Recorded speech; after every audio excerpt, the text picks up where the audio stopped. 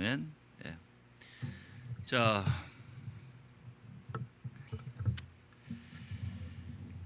우리는 하나님 올바로 알아야 한다. 이제 둘째로, 우리가 하나님 올바로 알 때 우리의 생각을 바로 진술할 수 있다. 성경은 의롭다 하시는 분은 하나님이시라고 표현하고 있다. 그리고 하나님께서 자신 스스로 무엇을 하시는 것은 하나님의 특권이라 여기신다. 그러므로 이사야서 43장 25절에서 나 곧 나는 나를 위하여 내 허물을 도말하는 자니 내 죄를 기억지 아니하리라 말씀하신다. 즉 하나님께서 죄를 사하시는 것은 자신을 위하신다.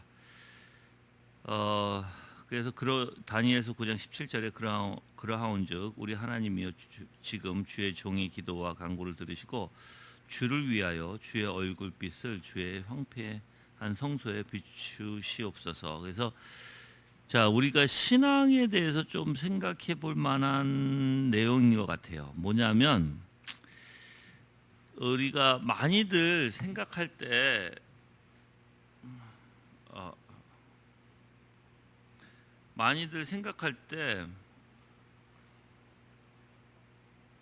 이거 뭐가 안 되는데 근데 배터리가 하나도 없는데 여기 이거 충전 배터리가 하나도 없는 거로 나와 있는데 이거 금방 꺼졌잖아. 또 이거 꺼졌어요. 배터리 없어. 충전이야 이거?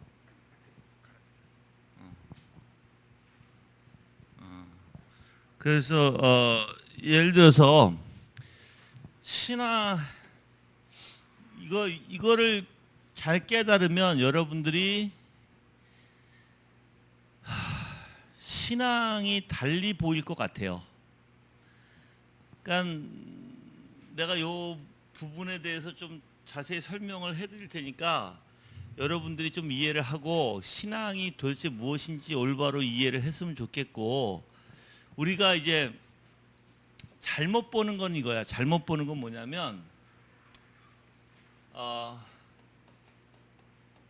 자신의 상태나 또는 자신의 행위를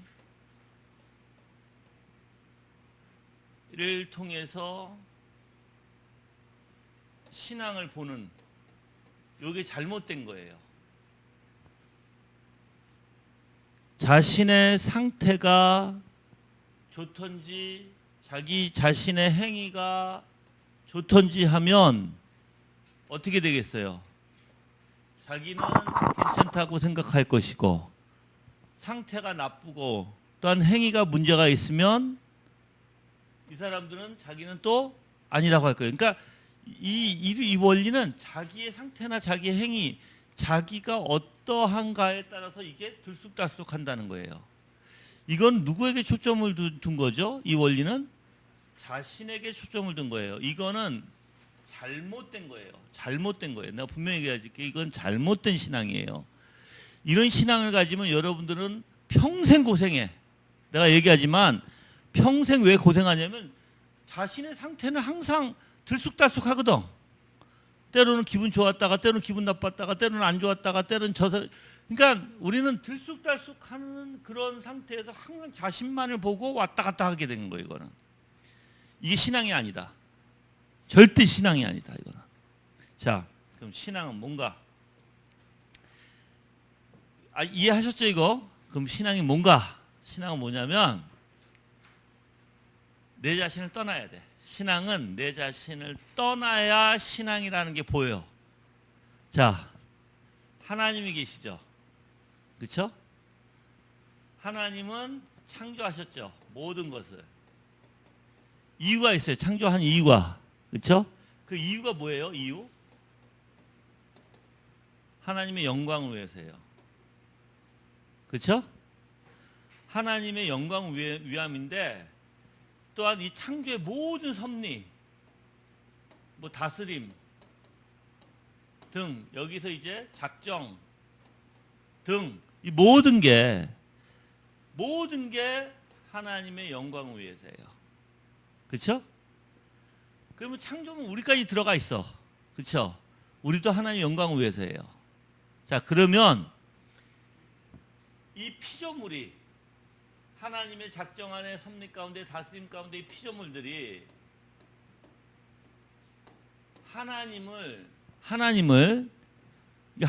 영광, 이 하나님의 영광에 조금이라도 보탬이 될까요? 절대 안 돼요. 이거 아셔야 돼요. 이거를 모르면 이제 여러분들은 아까도 얘기했지만 자기 자신에 빠져버려. 하나님의 영광이 조금도 보탬이 될 수가 없어요. 그래서 하나님은 이 영광을 스스로 취하시는 거예요. 스스로. 근데 스스로 하는데, 자, 이제 영광을 내가 취하고, 그러니까 내가 이제 만약에 이런 예라는 거죠. 내가 이제 영광을 내가 무엇인가 취하고 싶은데 무엇인가 영광을 드러낼 수 있지만, 하나님 스스로 드러낼 수 있지만 하나님께서 택하신 영광의 길이 있어요. 그게 뭐냐면 바로 창조 가운데, 여기는 이제 크게 나눠서 두 가지 원리예요. 창조 가운데 자연으로 드러내시기를 기뻐하시고, 두 번째는 구속사로 드러내시기를 좋아하시는 거예요. 그러면 여러분이 생각해 보세요. 이 자연으로도 하나님 스스로 영광을 하나님 만드시고 하나님이 모든 섭리와 다스림과 모든 것을 통치하심으로써 나타낼 것이고, 그렇죠? 구속사도 우리 스스로 아무것도 못해. 하나님이 죄인을 구속하심으로써 예수 그리스도 통해서 우리를 인도하시고 우리를 정말 구원해 주시는 그 가운데 영광을 스스로 드러내신다는 거예요. 자, 여기에는 여러분들이 그러면 하나님께서 스스로 모든 영광을 취하신다. 그러면 우리는 도대체 뭘까요? 우리는 이제 우리는 어떻게 그러면 이 하나님 앞에 영광이 될까? 이 구속사 안에서 바로 그리스도의 형상으로 해요. 그러니까 내가 예수 그리스도 안에 있으면 그리스도의 이 아름다운 영광이 우리에게 비춰지고, 우리는 이 비춰짐으로 이것을 세상에, 이 빛을, 영광의 빛을 이 세상에 나타냄으로써 하나님을 영화롭게 한다. 이거예요. 그러면 이제 어디에서 문제가 되냐면, 그러면 하나님이 이렇게 나한테 영광을 비춰주시는 데 있잖아요. 그렇죠? 요 원리, 요걸 잘 기억하세요. 이거는 내 자신을 들여다본다고 해서 영광이 되는 게 아니에요. 이거는 그리스도를 봐야 영광으로 나타나는 거예요. 아까도 얘기했죠. 아까도 내가 처음에 뭐라 그랬어요. 우리는 우리 스스로 우리의 것을, 내가 신앙을 자꾸만 우리의 중심으로 내 감정과 내 상태와 내 행위를 보면서 신앙하면 큰일 난다 그랬죠. 똑같아요. 여기서도 잘못하면 이 부분에서 우리가 빠져버려. 그렇게. 그래서 이 부분에서는 어떻게 하냐면, 그러면 내가 그리스도 형상이 있어? 이렇게 되는 거예요. 근데 내가 그리스도 형상이 있으려면 주님을 봐야 되거든요. 근데 사람들은 자기 자신을 보려고 해. 나한테 있어 없어 이렇게 나와요. 여러분들은 도구에 불과해요. 하나님을 영화롭게 하는 도구에 불과하지 우리가 무엇을 취할 수 있는 건 아니에요. 알았죠? 그러니까 이것을 온전히 이해를 한다면, 이제 내가 정말 내가 이걸 이해했다. 그러면 어떤 원리가 되냐면, 이 원리를 이해를 한 사람들은 자신에게 우리가 문제가 있을 거 아니에요. 분명히 여러분들 문제가 있어요. 우리는 문제 없는 사람은 없잖아. 어떤 상태나 상황이나 어떤 상황 안에서 상태들이 나빠질 수 있고 좋아질 수 있고 막 그렇잖아. 들쑥날쑥 하잖아요. 그렇죠? 근데 이거를 깨달은 사람들은 문제가 있으면 주님을 바라봐요. 어려움이 있어요? 주님을 바라봐요. 아파요? 주님을 바라봐요. 그럼 주님을 바라본다는 게 뭘까? 주님이 어떤 분인지를 아는 거예요. 왜 어떤 분인지 아는 것이 그렇게 중요할까? 뭐하고 연결돼요 이게? 왜 주님이 어떠한 분인 것을 아는 게 왜 중요하죠? 뭐하고 연결되기 때문에? 언약과 연관되어 있다. 왜냐하면 하나님은 언약으로 말씀하시고 언약으로 행위를 하시는 분이에요. 그래서 하나님은 항상 우리에게 약속해 주신 바를 이행하시는 분이라고요. 그렇죠?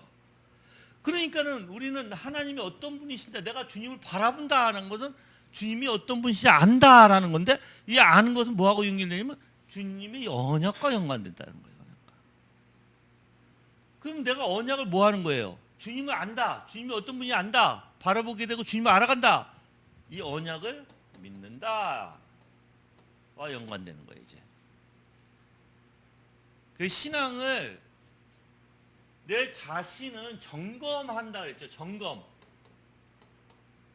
이 점검을 묵상과 달라요. 내 자신을 묵상하는 사람은 큰일 나는 거예요. 죽음이에요. 이거는. 점검은 돌이키기 위해서예요. 잘못된 길을 가다가 잘못됐구나 인지하고 돌이키려고 점검하는 거예요. 근데 점검을 묵상을 해버리면 어떻게 될까요? 묵상과 점검은 완전 다르거든요. 묵상은 나는 이런 놈이야, 나는 이래, 나는 저래, 나는 이래서 안 되고 저래서 안 되고, 이게 묵상의 원리예요. 그러니까 자기 자신만 묵상하다 보면 뭐가 나와요? 좋을 게 나올 게 하나도 없어요. 우리는. 그래서 점검한다. 잘못된 길. 점검의 핵심이 뭔지 아세요? 진리예요. 왜 그럴까요? 우리가 잘못된 길을 뭐하고 비교를 해요? 진리와 비교를 해야 돼요. 진리와 비교를 해야지 반대가 잘못된 것이 드러나잖아. 그래서 점검할 때는 항상 진리의 말씀과 비교해서 여기에 어떤 사고, 마음, 감정, 이거 다 비교하는 거예요. 진리와. 그래서 여기에서 올바른 것으로 진리를 가야 돼요. 잘못돼 있으면. 예. 이게 점검의 원리예요. 그러니까 여러분들 하나님을 여기서 이거예요. 지금 여기서 얘기하는 것도 좋은 의미. 즉 하나님 자신을 위해서 한다. 무엇 때문에? 하나님 영광을 위해서. 하나님 영광. 여러분들 이렇게 해볼게요. 하나님의 영광이 이렇게 하는 영광이 있어. 이 영광에 정말 조금 이렇게 조금 갑자기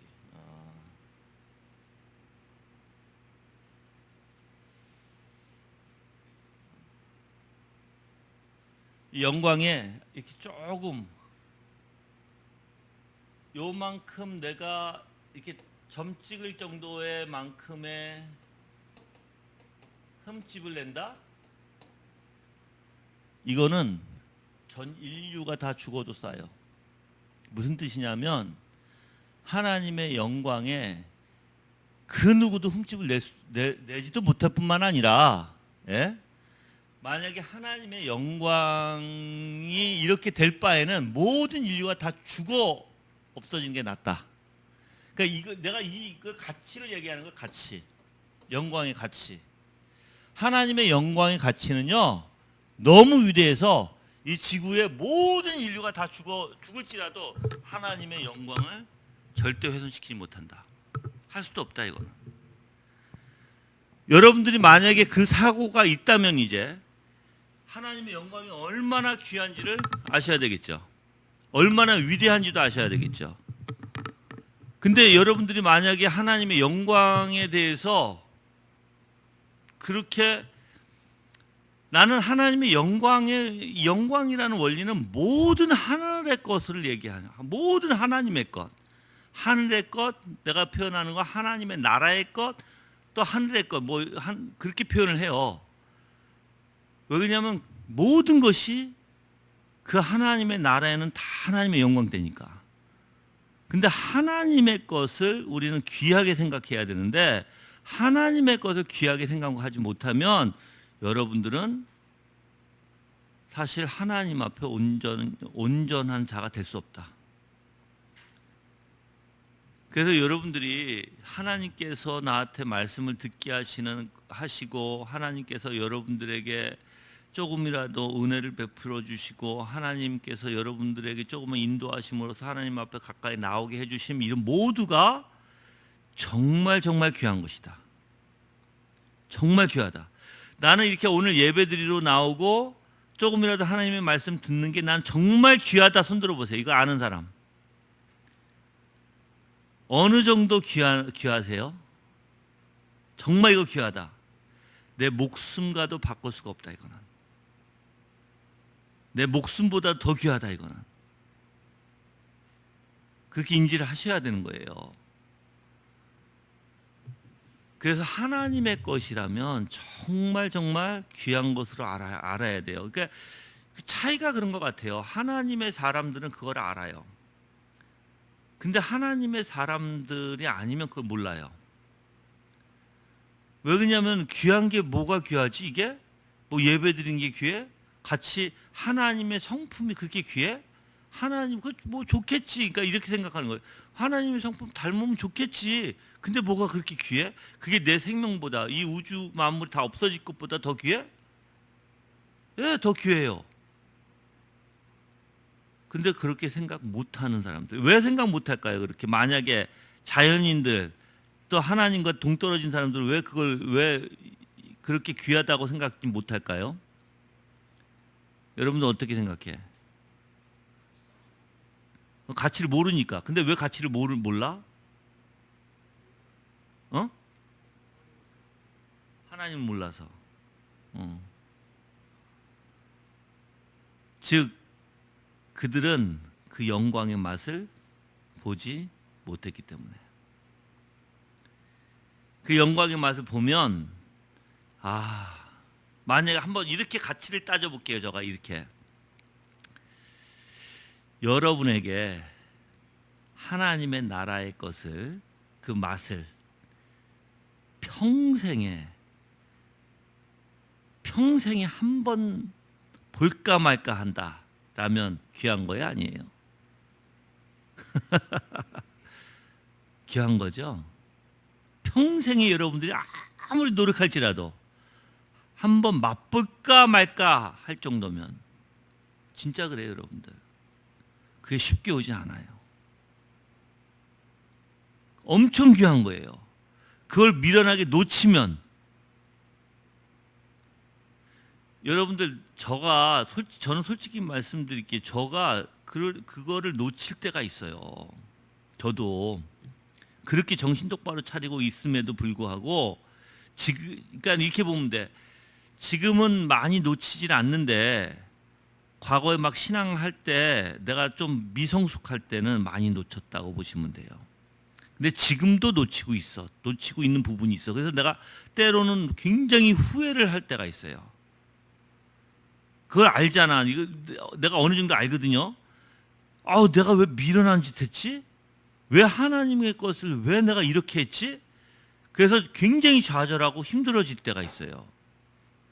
그래서 여러분들 정신 똑바로 차려야 되는 거예요. 이거를 놓쳤다가는 왜 이게 문제가 되냐면요. 한 번 놓치게 되잖아요. 쉽게 오지 않아요, 나한테. 내가 여러분들한테도 얘기를 했을 거예요. 요즘에는 전에보다 저가 많이 좀 하나님의 영적으로 보면 전에는 막 깨달은 게 많았다라면 요즘에는 깨달은 게 많지 않다라는 거예요. 근데 깨달음이 전에는 많을 때는 기쁨이 있고 막 활성화가 돼. 내 안에서 막 힘이 솟아오르고. 근데 많이 깨달지 못하면 막 좌절만 되고 힘들어. 굉장히 힘들어. 내가 하려고 하니까. 근데 생각해 보세요. 하나님께서 나한테 베풀어 주실 때 그 은혜가 얼마나 감사한지를 알게 되거든. 그게 쉽게 안 와요. 그게 내가 얘기하지만 정말 성경에서도 항상 찾고 구하고 두드리라 항상 하나님께서는 너희가 전심으로 찾으라. 왜 그러냐면 하나님의 것이 그렇게 쉽게, 물론 이른 비와 늦은 비는 있지만 하나님 부어주실 때는 엄청 부어주시잖아요. 우기 때는, 그렇죠? 그 장마 때는 그냥 막 비가 쏟아지잖아. 근데 장마 때가 아니라 건기 때가 있을 거예요. 건기 때는 간절히 간구해야만 받을 수 있어요. 간절히 간구해야만. 그래서 여러분들이 하나님의 것을 너무 우습게 쉽게 생각하지 말라는 거예요. 하나님의 것이라면 어떻게든 붙들어야 되는 거, 어떻게든. 이거는 이거는 그러니까 이렇게 얘기할게. You have no choice. 초이스가 없어요. 이건 그냥 붙들어야 되는 거예요, 무조건. 이건 내가 선택의 원리가 아니에요, 이거는. 알았죠? 네. 그래서 하나님께서 하시는 모든 거 하나님의 영광을 위해서. 그래서 죄를 사하시는 것도 하나님 자신을, 하나님의 영광을 위한 것이다. 자, 우리가 하나님으로부터 죄사함을 받은 것을 다른 이유를 말할 수 없다. 오직 주님께서 주님을 위하여 우리 죄를 용서해 주시는 것이다. 이사야서 45장 25절 말씀에도 여호와로 말미암아 의롭다 하심을 얻는다고 말씀하고 있다. 그래서 이스라엘 자손은 다 여호와로 말미암아 의롭다함을 얻고 자랑하리라 하느니라. 여호와로 말미암아. 그렇죠? 네. 그래서 우리는 분명 하나님 심판대 앞에서 정죄를 받아 영벌에 처해지느냐 아니면 용서함을 받아 의롭다고 여겨지느냐 둘 중 하나이다. 하지만 시편 기자는 하나님 앞에서 의로운 인생이 하나도 없다고 고백하고 있다. 둘 중에 하나죠. 하나님 심판대 앞에서 여러분들 중간은 없어요. 중간은. 자, 다시 한번 내가 여기서 여러분들에게 질문을 한번 던져보고 내가 여러분의 상태가 어떤지 이거 내가 얘기한 거 깨달았나 안 깨달았나 저 볼게요. 여러분들은 심판대 가면 나는 영벌이다 손 들어보세요. 난 영벌 받을 것 같다 손 들어보세요. 나는 심판대 가면 영벌 안 받을 것 같다 손 들어보세요. 중간에 있는 사람은 뭐예요? 몰라요? 예? 모르겠다 손 들어보세요. 나는 이것도 아니고 저것도 아니고 나는 내가 지금 여러분들 얘기했죠. 영벌을 받을 것 같다라고 생각하는 사람의 기준은 뭘까? 그렇죠. 영벌을 안 받을 것 같다라고 기준하는 사람은 뭐예요? 그렇죠. 예수 그리스도 언약이에요. 주님이 주신 언약. 이 뒤에 그거 나와요. 나중에 그 부분에 대해서. 예. 한번 가볼까요? 그럼 차라리 가볼게요. 어디냐면 그 다음 장에 옛적의 안셀름 거기 볼게요. 다음 장에 나오죠. 거기 부분 내가 잠깐 읽을게요. 자, 옛적의 안셀름이 제시하고 카스파루스 울렌베르기우스가 출판한 환자들을 신방 교본에 있는 글을 소개하고자 한다. 당신은 당신이 그리스도의 죽음으로 말미암지 않고 구원받을 수 없다는 것을 믿는가? 환자가 그렇다라고 대답한다면 그에게 이렇게 말하라. 당신의 영혼이 당신 안에 머물러 있는 동안 오직 이 죽음만을 전적으로 신뢰하라. 어떤 다른 것도 신뢰하지 마라. 전적으로 이 죽음에 당신을 맡겨라. 전적으로 오직 이것으로만 당신을 덮으라. 전적으로 이 죽음에 당신을 던지라. 전적으로 이 죽음으로 당신을 감싸라. 그리고 만약 하나님이 당신을 심판하려 하신다면 주여 나와 당신의 심판 사이에 우리 주 예수 그리스도의 죽음을 두나이다. 나는 당신과 다투거나 심판하려 하지 않겠나이다 라고 말하라. 만약 그가 당신에게 당신이 죄인이라고 말한다면 내가 우리 주 예수 그리스도의 죽음을 나와 나의 죄 사이에 두었나이다 라고 말하라. 만약 그가 당신에게 당신은 정죄를 받아야 마땅하다고 말한다면 주여 내가 우리 주 예수 그리스도의 죽음을 당신과 나의 모든 죄 사이에 두나이다. 그리고 나는 내가 가지고 있어야 하지만 가지고 있지 않는 그의 공로를 나를 위해 제시하나이다 라고 말하라. 만약 그가 당신에게 진노하고 계신다고 말하면 주여 내가 우리 주 예수 그리스도의 죽음을 나와 당신의 진노 사이에 두나이다 라고 말하라. 이런 지침을 주고 있는 사람들은 하나님의 심판 때 앞에 나타나는 것이 무엇이며 우리가 그곳에서 우리 안에 있는 어떤 것에 호소하는 것이 얼마나 안전하지 않은지 느끼고 있는 것 같다. 지금 여기서 죽음을 예수 그리스도의 죽음을 두라는 거죠. 그렇죠? 근데 하나님이 정죄하신다, 진노하신다, 넌 죄인이라고 말할 때 누구를 두라는 거예요? 그리스도의 죽음을 두라는 거예요. 왜요? 거기는 언약이 있으니까. 그래서 여러분들이 하나님 앞에 갔을 때 정말 근데 이제 한번 볼게요. 이게 또 피상적으로 이제 여러분들이 이렇게 생각할 수 있어. 그래 목사님이 그렇게 얘기하니까 그래 나는 이제 앞으로 나는 무조건 나는 그래 내 자신을 보지 않고 자신을 보는 것이 아니라 이제 주님을 보고 주님이 어떤 분이신지 알고 할 거야. 그래서 나는 심판 때 가면 나는 그렇게 주님이 어떤 분이신지 나는 정말 말할 거야. 뭐 이렇게 생각한다면 여러분들 진짜들의 진짜들이 이 하나님을 본다고 하는 거 뭘까요? 이게 진짜들이 진짜 하나님을 보는 사람은 뭘까요? 그래서 정말 내가 하나님의 심판 가운데서도 어떠한 생각과 마음이 나올까요? 여러분들 하나님 앞에 딱 가면 쫙 펴지는 거 알죠? 우리의 생각과 마음이 쫙 펴지는 거 알죠? 근데 하나님이 그래서 진짜인지 가짜인지 다 아시죠? 구분하시죠? 그럼 진짜는 뭘까? 진짜는요 뼛속 깊숙이까지 정말 주님이 그렇다라고 하는 거예요. 그렇다라고 뼛속 깊숙이까지 내가 표현하고자 하는 건.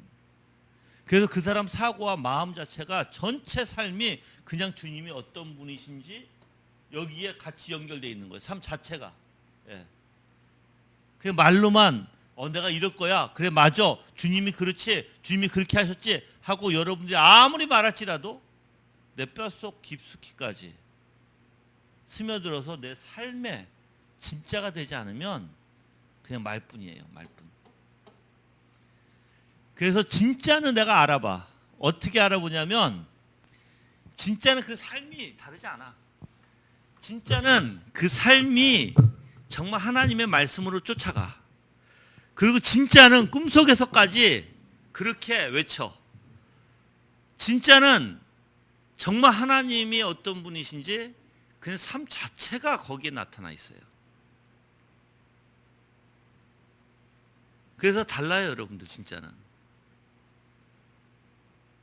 그러니까 우리가 진짜 뼛속까지 진짜라는, 뼛속까지 하나님을 아는, 하나님이 신실하시다 뼛속까지 알아요, 이 사람은. 그냥 말로만 하나님이 신실하셔 이게 아니에요. 저는 여러분들 진짜 하나님이 신실하시는 거 알거든요. 내가 어떻게 하나님이 신실하시면 아는 줄 아세요? 걱정이 없어요. 어떠한 일이 있어도 물론 어떠한 사건이나 문제가 발생할 때는 고민도 해보고 내가 하나님 앞에 기도도 하지만 내 바탕 안에는 뭐 있냐면 하나님이 신실하시고 하나님의 주권에 있다라는 걸 확실히 아니까 그리고 그분이 하나님의 영광 가운데 나를 그 하나님의 영광이 더 중요하잖아요. 나보다 내 자신보다 그렇죠? 그러니까 그 하나님의 영광 가운데 나를 이끄실 걸 알아요. 그럼 그 사람이 뼛속까지 아는 것은 그러한 삶으로 분명히 나오게 돼 있어요. 그게 열매예요. 그 말로만 하나님 신실하셔 나 하나님 믿어 신실한 거 믿어 이게 아니라 진짜로. 그래서 여러분들이 이게 신앙의 원리. 신앙은 그냥 말로만 하는 게 아니라 진짜 속 깊이까지 새겨져서 그 사람의 삶 자체가 신앙이 돼야 한다. 신앙으로 나와야 한다. 그렇죠? 그 여러분들이 하나님은 좋으신 하나님이신 줄 믿으세요? 아멘? 자 여러분 그러면 뭐가 어떻게 뼛속까지 깊이 그게 스며들어서 내 열매가 나와야 돼? 하나님 좋으신 하나님이시다라는 게? 예? 그러니까 내가 이게 좋으신 하나님이신데 나한테 근데 이게 또 좋으신 하나님도 여러분들이 오해를 하면 안 돼. 내가 오해하는 걸 알려줄게.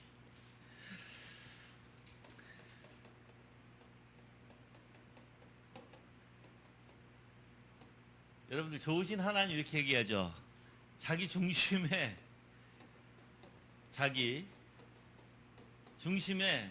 자기한테 잘해주는 게 좋으신 하나님이라고 생각하는 사람이 있어요. 그래서 어떤 사람은 그래 나는 하나님이 날 굶기지 않냐 하실 거야. 하나님이 나를 뭐 직장을 주실 거야. 하나님이 날 집을 주실 거야. 하나님이 이렇게 주실 거야. 그래서 하나님 좋으신 하나님이야.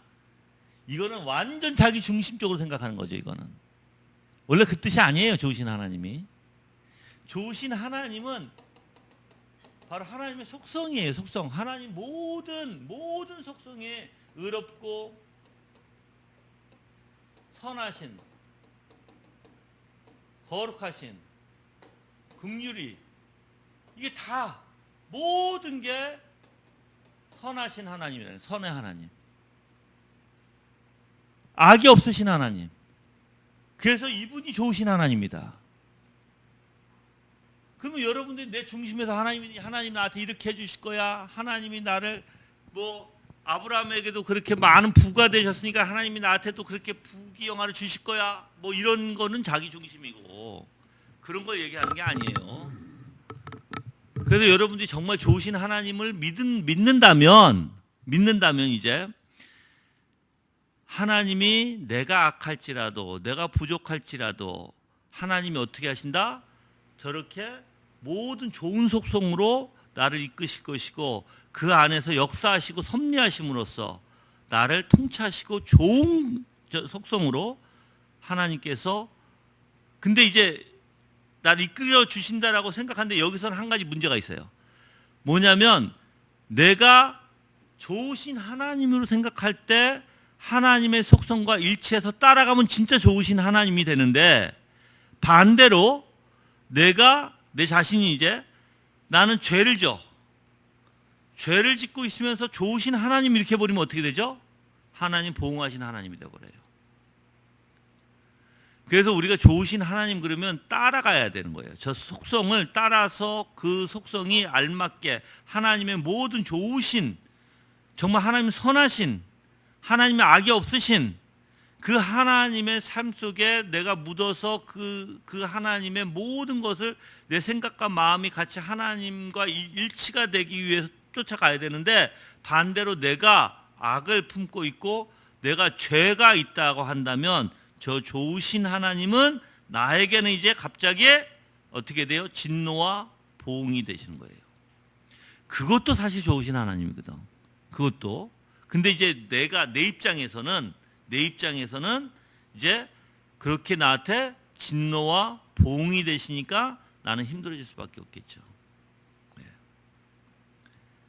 그래서 여러분들이 정말 좋으신 하나님이라고 한다면 여러분의 열매가 저 좋으신 하나님, 모든 하나님의 아름다운 속성에 인정해야 되고 따라가야 되고 그것이 참되다라고 얘기해야 되고 그 생각과 마음의 모든 게 저 좋으신 하나님의 속성에 일치가 돼야 되는 거예요. 그래야지 여러분 입에서 그래 하나님은 좋으신 하나님이다 나올 수 있는 거예요. 예. 자, 그래서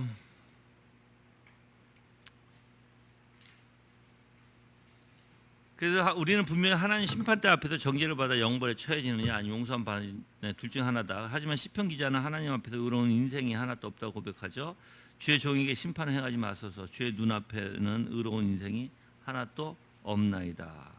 뿐만 아니라 로마서 3장 20절의 말씀도 하나님 앞에서 의롭다 하시면 얻을 육체가 없다고 말씀하고 있다. 그러므로 율법의 행위로 그의 앞에 의롭다 하시면 얻을 육체가 없나니 율법으로는 죄를 깨달음이라. 그래서 우리가 사람들 앞에서 그리고 천사들 앞에서 의롭다고 칭찬을 받을지라도 하나님 보시기에 아무도 의롭다 하심을 받지 못할 수도 있다. 그러니까 이거는 이제 어떤 사람들이 이래요. 사람들 앞에서 의롭다 칭찬을 받을지라도 하나님 보시기에 아니라는 거죠. 왜냐하면 의로운 육체가 하나도 없어요. 하나님 앞에 하나도 없어. 근데 어떤 사람들이 보통 이렇게 칭찬을 받아요? 도덕적인 사람들. 그렇죠? 도덕적인 사람들 칭찬을 받는데 그하고 아무 상관이 없다는 거예요, 여러분들. 그래서 제가 얘기하지만 많은 사람들이 혼동하고 있는 부분이 도덕적인 것을 신앙으로 착각하고 있다. 신앙과 도덕적인 것은 다르다. 내가 물어볼게요. 오늘 오전에도 내가 얘기를 했죠. 우리가 어떤 마음을 가지고 있어야 돼? 내가 성경책을 읽고 기도를 했다고 해서 만족해야 돼요? 우리가 어떤 마음이 있어야 되는 거예요? 예? 천국을 침노하고자 하는 마음, 즉 내가 하나님 앞에 막 달려들어서 하나님을 얻고자 하는 마음이 있어야 돼요. 그런 마음으로 여러분들이 살아가야 된다는 거예요. 그런 마음으로 살아가지 않으면 어떻게 돼요? 문제가 심각해지죠. 근데 막 내가 하나님을 얻고자 하고 왜 여러분들 이미 저는 이렇게 봐요. 이미 그런 마음이 있는 사람은 성령께서 역사하신 사람이야. 이미 그런 마음으로 막 하나님을 찾고 하나님을 간구하고 하나님 앞에 정말 하나님 것을 얻고자 하고 그런 마음이 항상 우리는 있어야 되는 거예요. 그걸 잃어버려서는 안 돼요. 근데 도덕적인 사람들이 제일 문제가 뭐냐면 그게 없는 거예요. 이거 뭐냐면 자기가 그렇게 죄된 일을 또는 그렇게 자기가 남들을 해칠 만한 일들을 하지 않았다는 거예요. 그 사고 안에는 그 도덕주의적인 사고 방식의 사고는요, 자기는 누구한테든 해를 끼치지 않았다라는 원리가 있어요. 그리고 자기는 자기 자신 스스로 나는 옳고다라고 생각하는 사람들이 있다라는 거예요. 근데 그 사람들이 그러면 자기가 옳았는데 그리고 남한테 피해를 안 줬는데 그렇게 죄에 대해서 심각하게 생각할 수 있을까요? 심각하지가 않을 거야. 이건 죄야. 이렇게까지는 하겠죠. 그건 잘했어. 그건 잘못했어. 이거는 아니야. 그건 기야. 이런 식으로는 판단을 할 수 있겠지. 근데 하나님 앞에 마음이 없는 거? 이게 죄라고 생각할까요? 그들에게? 아니에요. 그들은 그냥 자기는 열심히 남들 피해를 주지 않고 열심히 도덕적으로 살면 그만이야. 그래서 그걸 가지고 신앙으로 생각하고 그거 가지고 다른 사람들이 그걸 보면 저 사람은 참 신앙이 괜찮다라고 생각할 수도 있어요. 또 어떤 사람은 이런 사람이 있어요. 막 지식적 욕구에 사로잡혀서 막 책도 읽고 공부도 해요. 그거 가지고 신앙이라고 생각하는 사람도 있어요. 아니에요. 그거 신앙 아니에요. 여러분들 하나님의 천국을 침노하고자 하는 마음, 하나님을 사랑하고자 하는 마음, 하나님의 아름다움을 내가 더 갖고자 하고 하나님과 관계에서 정말 그 하나님 앞에 내가 순종하며 내가 엎드리고 내가 정말 그 하나님 앞에 종이 되고자 정말 내가 하나님 앞에 붙들려서 정말 내가 하나님 앞에 순종으로 살아가고자 그리고 하나님을 사랑하고자 하는 그 열정 그게 있어야 돼요. 여러분들 거기에 사로잡혀서 열심을 다해야 되는데 거기에 사로잡히지 못하면 문제가 심각해지고 이제 그래서 다른 교회에 이렇게 가서 강의를 하다 보면 저는 그런 거를 끄집어내요. 사람들 청중들로부터 그런 마음들을 끄집어내요. 그래서 그들이 얼마나 모순된지를 얘기를 해요. 모순된지. 근데 우리 교회는 이제 너무나 익숙해지니까 말을 해도 질문해도 대답을 안 하잖아. 내가 어떻게 갈 건지 뻔히 아니까. 그러니까 사람들은 여러분들 앞뒤가 안 맞는 행동들을 하고 있다는 거예요. 그러면서도 본인들은 다 신앙이 있다고 생각해요. 근데 그거 절대 아니에요. 여러분들 그거. 신앙은요 앞뒤가 다 맞게 돼 있어요. 동기서부터 목적서부터 원인서부터 방법서부터 다 하나님의 뜻에 하나님의 선하심으로 다 이루어져야 이게 신앙이에요. 근데 그렇지 못한 사람이 엄청 많거든요. 그렇지 못한 사람들이. 그러면서 이제 그렇지 못한 사람들은 뭘 할까요? 그러지 못한 사람들이 이제 드러나기 시작하고 그러지 못하잖아 라고 얘기하면 그 사람들은 꼭 핑계가 있어요. 여러분들 이유가 있어요. 그리고 자기 자신의 방어 기제가 이제 발동이 돼요. 그래서 항상 잘하는 얘기가 나는 연약하잖아요. 연약한 사람도 있잖아요. 뭐 이렇게 또 믿음이 약한 자도 있잖아요. 이렇게 그렇게 이제 표현을 해요. 여러분들 하나님 믿는 사람들의 하늘나라의 속성 중에 하나가 뭐냐면 핑계를 갖지 않는 거예요. 그게 하나님의 나라의 속성 중에 하나예요. 변명하고 핑계 삼고 그것을 자기의 방어 기제로 자기가 의롭게 보이려고, 그거는 하나님의 나라의 것이 아니에요. 그건 세상의 것이고 사탄의 것이지, 육의 것이라는 거예요. 그러니까 하나님의 나라의 것을 여러분 삼아야 된다니까요. 내가 부족하면 부족한 거 인정하고 어떻게 해야 돼요? 주님을 더 붙들면 되는 거예요. 그렇죠? 거기에 대해서 내가 뭐 방어 기제를 통해서 내가 그것을 아닌 것처럼 하고 내가 의로운 것처럼 하고 내가 그렇게 할 필요가 없어요, 여러분들. 그럽니까? 그럼 내가 더 주님을 붙들면 되겠죠. 더 주님을 의지하면 되겠죠.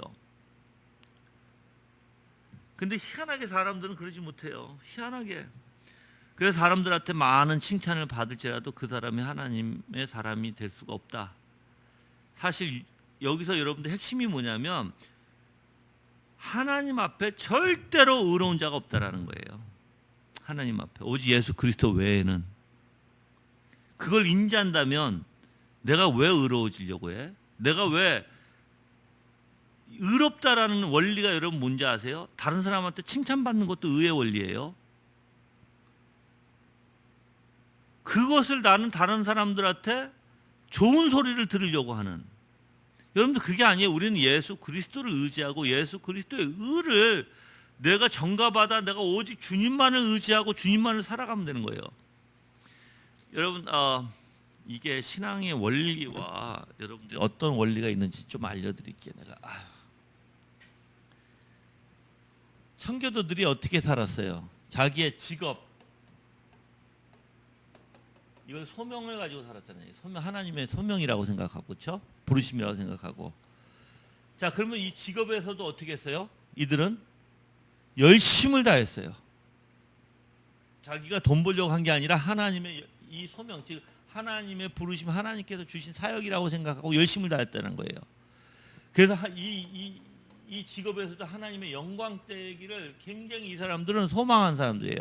그러니까 이 직업이 꼭 내가 목사하는 거하고 똑같은 거야. 내가 목사에 온 힘을 다해서 온 열심을 다해서 하듯이 이 사람들도 이 직업을 통해서 열심히 하는 거예요. 어떤 직업이든 간에 이들이. 그렇죠? 자, 이 사람들이 이렇게 살아나가는 그 사고가 있잖아요. 그러한 믿음. 이게 삶이에요. 그들의 삶. 여러분들 똑같아야 되는 거예요. 여러분도. 우리가 어떤 부분에서만 내가 칭찬을 받아서 내가 사람들한테 칭찬받아서 내가 의롭다라고 여기는 게 아니라 이게 의로운 사람이에요. 왜 그래요? 왜 이 사람이 의로운 사람이 행위 때문에? 아니에요. 이 사람은 전적으로 예수 그리스도의 의를 전가받았기 때문에 그래요. 그래서 우리가 이 전가라는 이제 칭의에 대해서 알게 될 거예요. 전가받은 사람들의 원리가 뭐냐면 그냥 우리가 말이 전가다 이렇게 얘기하잖아요. 한번 이렇게 해볼게요. 여러분들이 조금 이해할 수 있도록. 우리가 아담의 후손이잖아요. 그렇죠? 아담으로부터 우리는 이제 우리가 우리가 후손이야. 이 아담의 죄에 요거를 우리가 전가받았을까요? 안 받았을까요? 이걸 전가라고 표현할까요? 예? 몰라 신학적으로? 맞아요. 그렇다면 아담의 죄가 전가받으면 후손들이 어떻게 돼요? 죄의 생각과 죄 악으로 살아가잖아. 똑같아요. 내가 그리스도의 의를 전가받으면 나는 어떻게 살아가게 돼요? 의롭게 살아가게 되는 거예요. 그래서 이 사람은 이게 삶이 되는 거예요. 그냥 삶이. 여러분들이 이거 모르면 안 되는 거예요. 절대로. 그래서 우리가 아담의 후손으로 아담의 죄를 우리는 사실 전가받은 거예요. 그래서 이 전가에는 두 가지가 있잖아. 예를 들어서 유전적이냐, 유전적은 뭘 얘기하는 거예요? 예? 그렇죠. 우리 악함.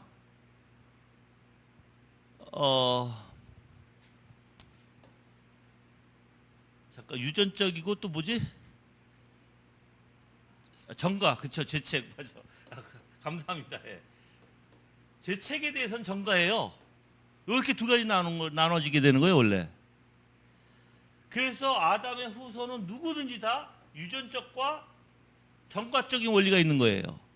이게 부패와 죄책의 원리예요. 이 두 개가 신학적으로. 예. 똑같은 거예요. 우리도 예수 그리스도의 의가 정가받았으면 우리도 의의 원리가 있는 거예요. 이제. 그래서 그래서 본성이 어떻게 돼요? 본성이 중생한 자는 선, 의, 즉 내 생각과 내 의지가 선, 의로 가게 되는 거예요. 쫓아가게 되는 거예요. 즉 그리스도를 닮게 되고 그리스도에게 달려가게 되고 그리스도를 바라보게 되고 하나님의 것을 좋아하게 된다는 거예요. 이게 다 그런 똑같은 표현이에요. 이게 말이. 근데 그래서 이 삶이 이렇게 된다는 건 삶이 그냥 내가 남한테 칭찬 받으려고 하는 게 아니라 그냥 삶 자체가 그렇게 된다고요. 삶 자체가 다르죠. 그렇죠? 그건 완전 달라요, 여러분들.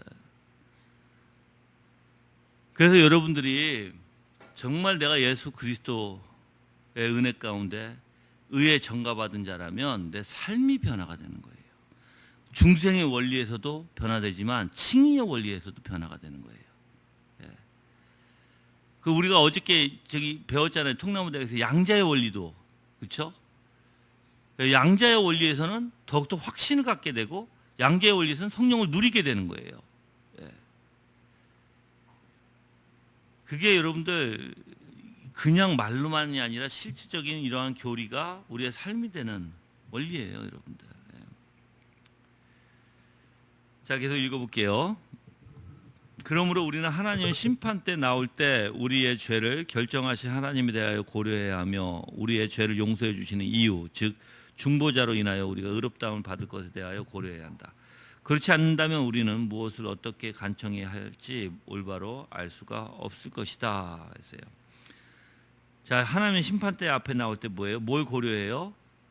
즉 죄를 결정하신 하나님에 대해서 고려하고 우리의 죄를 용서해 주시는 이유, 즉 중보자로서 우리가 의롭다함을 받은 것에 대해서 고려해야 된다. 그렇죠? 그렇지 않으면 어떻게 돼요? 우리는 심판에 죽을 수밖에 없다. 예. 자, 그러므로 우리가 하나님 앞에서 어떻게 의롭다 하심을 받을 수 있는가 생각해 볼 때 우리는 하나님의 위엄과 거룩과 주권적 권위에 대하여 항상 올바로 인식하고 있어야 한다. 그래서 우리는 항상 주님으로부터 하나님에 대해 올바른 이해를 위하여 기도하고 간구해야 한다. 그러니까 하나님에 대한 올바른 이해가 없으면 여러분들 하나님 앞에서 어떻게 의롭다 하심을 받을 수 있는가, 이거 하나님 모르면 이걸 알 수 있어요? 몰라요. 무식 가운데 있잖아요. 이거는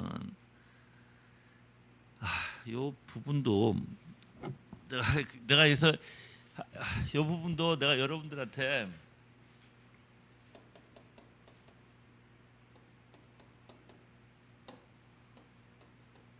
여러분들 신성과 인성의 원리에 대해서도 여러분들 얘기했잖아요. 우리를 의롭다라고 하시는 것은 원래 신성의 원리는 하나님의 의가 있어요. 그렇죠? 당연히 의가 있죠. 거룩도 있고, 그렇죠? 예. 근데 이 인성의 원리에서 율법을, 이게 능동적 순종이잖아요. 율법을 완성하신 그 하나님이, 예수님이 이렇게, 그렇죠? 우리를 이 의를 이루셨어요. 이루신 것을 우리에게 전가 주시면서 우리가 죄를 지어도 하나님이 우리 생각해 보세요. 만약에 내가 죄를 졌어. 이게 잘못하면 이제 좀 큰 오해가 있겠죠. 왜 그러냐면 내가 죄를 졌으면 어떻게 해야 돼, 우리가 다시? 하나님의 예수 그리스도의 의가 없으면? 그렇죠? 예수 그리스도가 의가 없어버리면 어떻게 되냐면 내가 죄를 졌으면 죄에 대한 대가를 또 치러야 돼. 그래서 사실 이 부분이 그 저기 누구죠? 그 바울의 세관점? 그 누구지? 톰 라이트이 주장했던 거하고 같이 맞물리게 돼요. 사실 굉장히 위험성이 있어요. 왜 예수님이 이 율법을 완성하시고 다 지키심으로써 왜 의를 우리에게 전가 주셨어요? 우리가 죄를 이 땅에서 있을 때 연약함으로 죄를 질지라도 하나님은 예수 그리스도의 이 의를 보시는 거예요. 그래서 우리가 아직까지 죄를 짓고 또 내일도 죄를 질 수 있고 내일 모레도 죄를 질 수 있잖아요. 그럼에도 불구하고 하나님께서 예수 그리스도의 의를 보고 우리를 의롭다 여겨주시는 거예요. 여겨주시는 거. 그래서 예수님의 인성의 율법의 완성이 그렇게 중요한 거예요. 이게 어떻게 보면 둘째 아담의 원리와 똑같아요. 첫째 아담이 죄를 범했죠. 그 다음에 여러분들 그 죄를 범해서 타락했기 때문에 둘째 아담이 오셨잖아요. 둘째 아담이 오심으로써, 근데 둘째 아담은 우리와 같은 원리에서 태어나지 않았어. 둘째 아담은 원래 신성과 인성의 원리 안에서 하나님께서 특별히 태어나게 하셨어요. 그러면 내가 둘째 아담의 젖을 붙여야 돼. 어떻게 젖 붙여? 전가로 붙이는 거예요. 우리 의롭다라고 전가로 붙여주시는 거예요. 그래야만 내가 둘째 아담에 거하게 되고 둘째 아담으로 어떻게 돼요? 둘째 아담의 라인으로 내려오게 되는 거예요.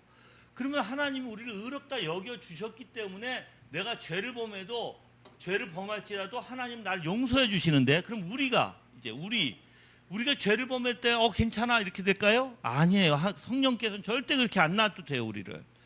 여기에서는 보응이 있어요. 믿는 자에게는 보응. 이 보응이 어떤 보응이라고 했어요? 아프고 양심에 찢어지고 너무 힘들어지고 그래서 죄를 혐오하게 되는 그런 보응을 하시는 거예요. 성령께서. 뭐 때문에? 이 의로움 때문에. 그래서 여러분들이 이 의가 있지 아니하면, 그러니까 예수 그리스도의 의를 우리가 전가받지 아니하면 우리는 죄를 지을 때 죽을 수밖에 없고, 또 잘못하면 또 다른 대속이 필요하다는 거예요. 근데 다른 대속은 필요 없거든요, 우리에게. 그래서 완성하신. 자, 그러면 한번 물어볼게요. 여기서 이제 인성의 율법을 완성하신 거잖아요. 율법의 완성. 이거는 올바로 이해하셔야 되는 거예요. 전가의 의로움을 전가하는 원리는 신성의 원리예요. 완성은 인성의 원리고, 완성하신 것을 우리에게 전가시켜 주신 건 신성의 원리예요. 그런 걸 구분하고 보셔야 돼요. 그렇지 않으면 안 돼. 자꾸만 혼동해가지고 이게 인성이야 신성이야 이거 올바로 알지 못하면 안 되는 거예요. 예. 그 예수 그리스도께서 십자가에 하나님의 진노를 받으신 거는 몸이잖아, 인성이잖아. 그 버티게 해주신 건 뭐예요?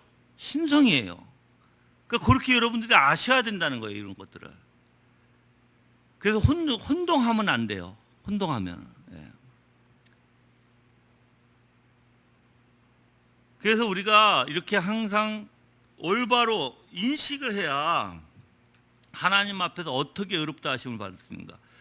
그 위엄, 하나님의 위엄, 거룩, 주권적 권위를 올바로 인식해야 또한 이것도 올바로 이해가 된다는 것이죠. 자, 성경은 우리에게 죄인들뿐 아니라 성도들도 하나님과의 그 위대하심을 발견하고 알 때 하나님과 자신들에 대해 어떤 생각을 가질 수 있고 어떤 생각을 가질 수 없는지 밝히고 있다. 죄책감이 따라오는 하나님과 하나님의 위대하심에 대한 생각은 아담과 하와를 두려움과 수치로 가득 채웠고 그들로 하여금 하나님에게서 자신들을 숨기려는 어리석은 시도를 하게 했다. 그리고 아담의 후손들도 그들 자신들의 죄를 깨달았지만 그 누구도 하나님께서 주신 약속을 찾지 못했을 때 그들은 회복할 수가 없었다.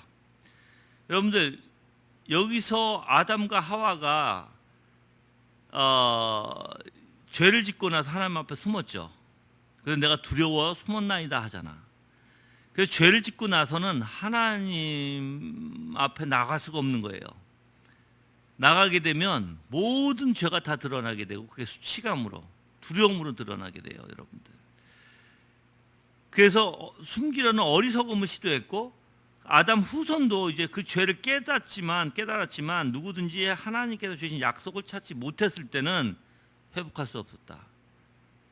아담도 마찬가지예요. 아담도 하나님이 주신 약속이 있지 않으면 회복을 못해요, 여러분들. 숨을 수밖에 없어요. 이 회복 약속이 뭐예요? 그러니까 약속이 뭐예요? 구속주거든요. 이 예수 그리스도께서 우리에게 십자가에서 이루어 주신 모든 것을 우리에게 전가시켜 주시는 은혜거든요, 이게. 예.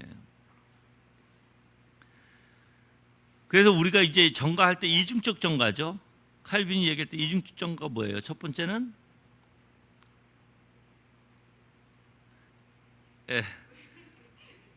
하나님, 우리의 죄가 그리스도에게, 그렇죠? 그리스도의 의가 우리에게. 이게 이중적 전가예요. 예. 자, 그래서 이제 우리가 이 전가라는 것을 조금 생각해 볼 만한 게 있어요. 여러분들이 전가에 대해서 너무 모르실 수 있으니까. 겟세마네 동산에서 예수님이 기도하시면서 땀을 흘리시는데 땀이 피가 됐다고 그랬죠. 신학자들은 이렇게 얘기를 해요. 벌써부터 전가의 역사가 일어났다, 이렇게 얘기해요. 그때부터. 그래서 전가의 역사가 일어나다 보니까 그 하나님의 무죄하신 분이 죄를 짊어지시기 시작하시니까, 그러니까는 엄청난 양심의 힘듦과 영적으로 고통과 정신과 마음이 너무 힘들었다는 거예요. 왜냐하면 한 번도 죄를 짓지 아니하셨던 예수님이 그 죄를 감당하시기 위해서, 그러니까 육신의 그 죄를 감당하시는 건 신성의 원리잖아요. 육신은 다 감당 못해, 육신은. 그렇죠? 근데 신성의 원리에서 그걸 감당하다 보니까 예수 그리스도께서 신음하시면서 엄청난 그 고뇌를 당하셨다는 거예요. 그래서 신학자들의 거의 대부분이 그 표현을 해요. 그래서 언제서부터 이 전가가 이루어졌을까? 겟세마네 동산에서부터다. 근데 그래서 신학자들이 다 표현하는 게 뭐냐면, 육신의 고통보다, 채찍을 맞아서 또 조롱을 당하면서 육신의 그 고통보다 인간들의 죄가 내 마음에 전가받는 그 고통이 더 심했을 것이다. 근데 나는 이걸 조금 이해해. 왜 이해하는지 아세요? 여러분들 죄를 져서 양심이 찢어지면서 너무 힘들어서, 정말 너무 힘들어서 하나님 앞에 막 살려달라고 그렇게 좀 내가 너무 힘든 적이 있어 본 손 들어보세요. 이거 아는 사람만 알아요, 이거. 그럴 때는 수치감도 있지만 너무 괴롭거든요. 너무 힘들거든요. 양심에 너무 무겁거든요. 무겁다는 말이 왜 나오는지 알게 돼요. 그래서 몇 날 며칠을 정말 뭐 밥맛도 없고 그냥 사람이 푹 절인 배추같이 축 늘어지고 너무 힘드니까. 근데 그 작은 죄 하나 때문에 그런데 예수님은 우리의 모든 죄, 만인의 하나님의 택하신 백성의 모든 죄를 짊어지시는데, 그것도 죄가 없으신 분이, 양심이 너무 거룩하신 분이 이게 어땠을까 싶은 생각이 드는 거예요. 이거 어떻게 감당하셨을까? 나는 그 죄 하나만도 너무 힘든데. 그래서 여러분이 예수님께서 이 죄를 전가받으신 것이 정말 엄청난 고통이셨겠구나라는 걸 우리가 조금 알 수 있는 거죠. 네. 그래서 이 아담과 하와는 그렇게 숨기려 했지만, 이제 그래서 하나님의 약속을 찾지 못한 자는 회복할 수 없는 거예요. 오직 그들이 하나님의 약속을 깨달을 때 안식을 얻게 되며, 이 약속은 뭐예요? 주 예수 그리스도예요. 죄 용서하심, 우리한테 의롭다 여겨주심. 네. 주님께서 주시는 안식 안에는 그들이 지을 수가 있었다. 오늘날 사람들은 일반적으로 자신은 안전하다고 느끼며 자신들이 하나님의 심판대에서 잘 방어할 수 있다고 생각하고 있으므로 하나님을 두려워하지 않는다. 이들은 칭의에 대하여 전적으로 무관심하면서도 자신들의 자만심과 부패한 감정의 영향을 받아 자부심에 차 있다. 이런 사람들은 자신의 주장이 옳다고 생각한다. 근데 여러분들, 지금 만약에 우리가 지금 바로 하나님 앞에 심판대 가면 어떨까? 지금 당장 어떨 것 같아요, 여러분들? 예?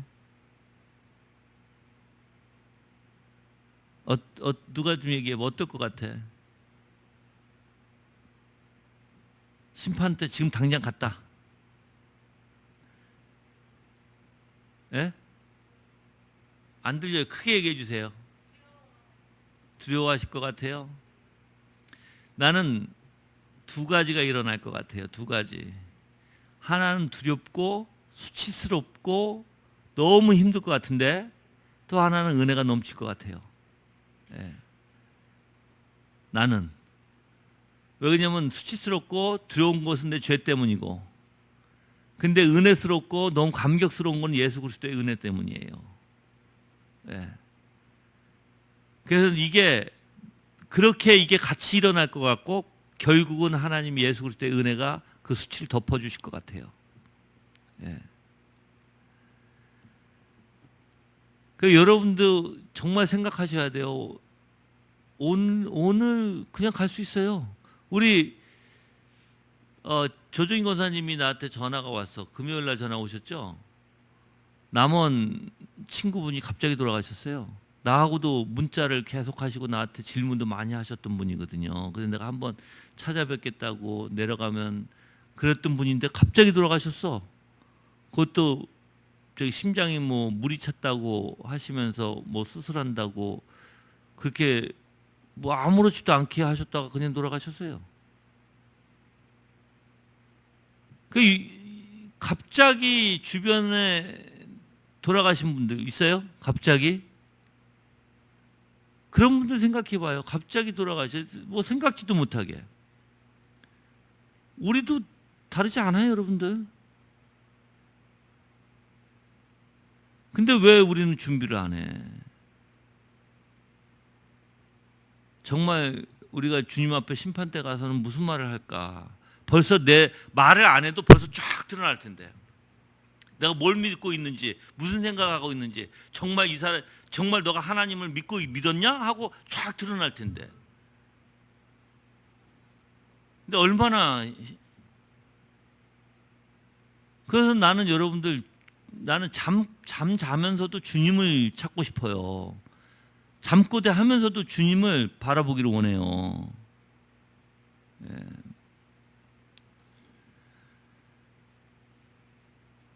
그래서 이렇게 자부심에 차 있는, 부패한 감정의 영향을 받아서 자부심에 차 있는 이런 사람들이 있다고 생각하고 자신들의 주장이 옳다고 생각하는 사람들이 있다는 것입니다. 또한 이들의 생각은 자신들이 구원받기 위해 스스로 할 수 없음에도 불구하고 이런저런 방식으로 그리스도로부터 스스로 얻을 수 있다고 생각한다.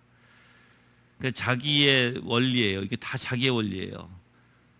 자기가 구원받기 위해 스스로 할 수 없음에도 불구하고 이런저런 방식으로 그리스도로부터 자기가 얻을 수 있다고 생각하는 거예요. 스스로. 이런 생각은 남용을 넘어서서 우리의 본성의 부패의 원천이기 때문인데, 죄에 대하여 깨닫지 못하고 죄로 말미암아 겸손이 없는 사람들이 영적인 것에 대하여 생각하는 것은 타락하고 부패한 원리들의 활동 아래 있기 때문이다. 마태복음 18장 3, 4절에서는 주님은 이르시되 진실로 너에게 이르노니 너희가 돌이켜 어린아이들과 같이 되지 아니하면 결단코 천국에 들어가지 못하리라. 그러므로 누구든지 이 어린아이와 같이 자신을 낮추는 사람이 천국에서 큰 자니라고 말씀하시므로 우리의 부패성이 하나님의 영광으로 무너지고 깨져서 낮아지지 않는다면 천국에 들어갈 수가 없다고 말씀하신다. 그리고 이사야서 33장 14절에서 시온의 죄인들이 두려워하며 경건하지 아니한 자들이 떨며 이르기를 우리 중에 누가 삼키는 불과 함께 거하겠으며 우리 중에 누가 영영이 타는 것과 함께 거하리라 한도다.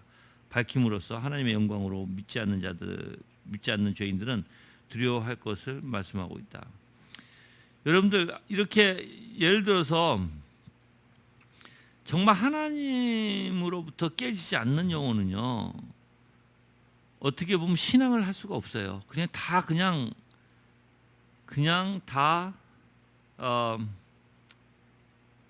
뭐랄까, 그런 척 하는 거예요. 그런 척. 근데 여기서 질문이 하나 대두될 수 있죠. 뭐냐면, 그러면 우리가 정말 그런 척하지 않고 하나님 앞에 어떻게 깨질까? 제가 여러분들에게 율법의 원리를 알려드릴게요. 율법의. 내가 이거 수요일 날 강의 다 한 거야. 수요일 날 다 강의한 거예요. 율법을 여러분들은, 칼빈은 두 가지를 얘기해요. 두 가지. 율법에 대해서. 하나는 옛 언약의 원리예요. 이게 옛 언약. 즉 완전하지 않는 거예요. 완전하지 않은 거. 그렇죠? 아직까지 미성숙한 거.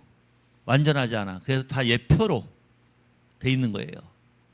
그래서 그걸 옛 언약이라고 해요. 완전하지 않는 거. 새 언약은 완전한 거, 이루어진 거, 완성된 거. 그렇죠? 예. 그래서 율법에는 이렇게 하나는 완성되지 않는 거. 그래서 이게 몽학 선생, 이 밑에 있었다는 거예요. 완성되지 않았을 때 구약, 이거 구약이라고 하죠. 구약. 그래서 율법을 또는 구약이라고 이렇게 표현하죠. 칼빈이.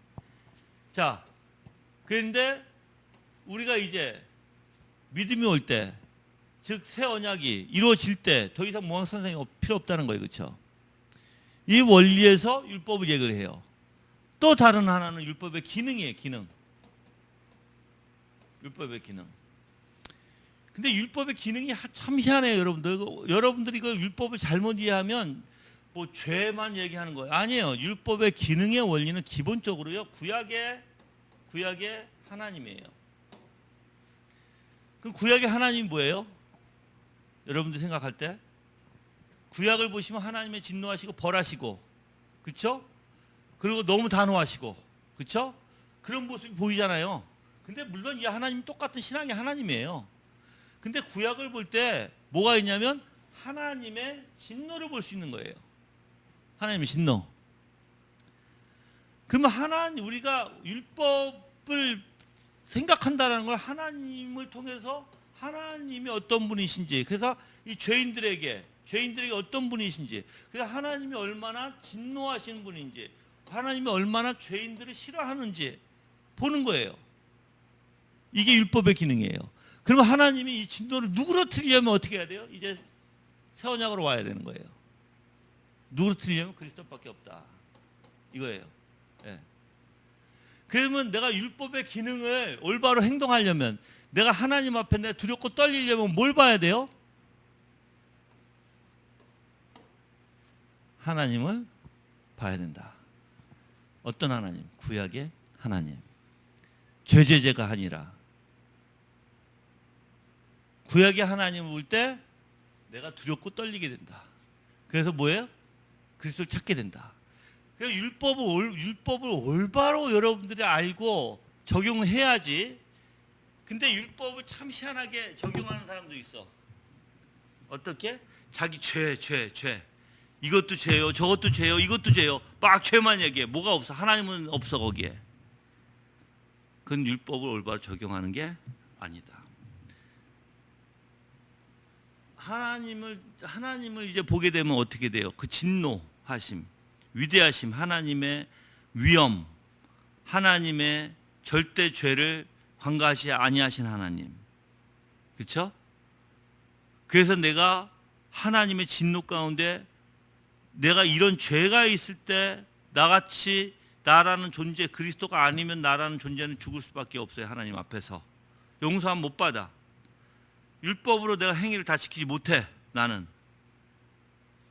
그래서 오직 예수 그리스도 외에는 저 하나님의 진노를 식힐 수가 없다는 거예요. 여러분들. 그래서 여러분이 율법의 기능을 올바로 하려면 하나님에 대해서 올바로 알아야 된다.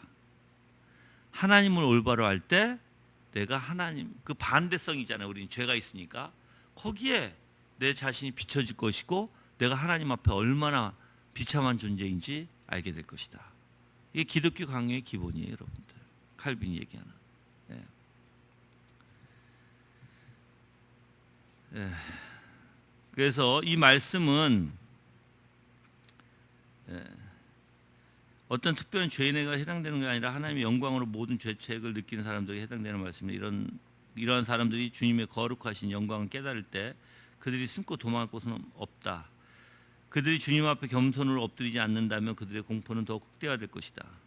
그들의 치료책은 그리스도 앞에 나오는 것 외에는 다른 것이 없다라고 얘기했어요. 그래서 여기서 이사야 33장 14절의 말씀같이 시온의 죄인들이 두려워하며 경건하지 않는 자들이 떨며 이르기를 우리 중에 누가 삼키는 불과 함께 거하겠으며 우리 중에 누가 영영이 타는 것과 함께 거하리오 그랬어요, 여러분들. 지금 이것은 이게 삼키는 불, 거룩성을 뜻하거든요. 하나님 심판도 뜻하지만 이 단어가, 그래서 우리가 하나님 앞에 쓸 자가 없다라는 거예요, 죄인들이. 그래서 죄인들이 오직 쓸 수 있는 유일한 길은 뭐예요? 오직 치료책은 그리스도 앞에 나오는 것밖에 없다라는 것을 가르치는 거예요. 자, 그래서 주님은 소멸하는 불이시다. 사람들은 자신이 자신의 방법으로 자신을 방어하려 했던 것이 얼마나 헛된 것인지 발견하게 될 것이다. 그리고 죄를 깨닫는 죄인들이 하나님의 위엄과 거룩을 실제로 보았을 때 자신들이 생각하고 있었던 것들이 얼마나 쓸모없는 것이었는지를 알게 될 것이다. 이런 사람들은 내가 무엇을 가지고 여호와께 나가며 높으신 하나님께 경배할까? 내가 번제물로 1년 된 송아지를 가지고 그 앞에 나갈까? 여호와께서 천천의 수양이나 만만의 강물 같은 기름을 기뻐하실까? 내 허물을 위하여 내 맏아들을 내 영혼의 죄로 말미암아 내 몸의 열매를 드릴까라고 말할 것이다. 그렇죠? 자, 여기서 이제 내 자신, 내 방어를 내 스스로 하려고 했던 사람들. 근데 이런 사람들이 죄를 깨달을 때 얼마나 자기가 형편없는지, 자기가 여기서 봐요. 이 말씀에서 봐요. 미가서 6장 6절에 봐요. 내가 무엇을 가지고 여호와께 나가며 높으신 하나님께 경배할까? 내가 제물로 된 1년 된 송아지를 가지고 그 앞에 나갈까? 다 필요 없다는 거예요, 이게. 여호와께서 천천의 수양이나 만만의 강물 같은 기름을 기뻐하실까? 다 필요 없다는 거예요.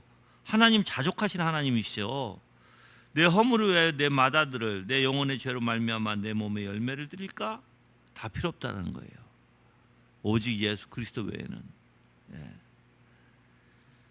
근데 우리는 자꾸만 하나님 앞에 어떤 행위로 내가 무엇을 함으로, 이것도 좀 알려드릴게요.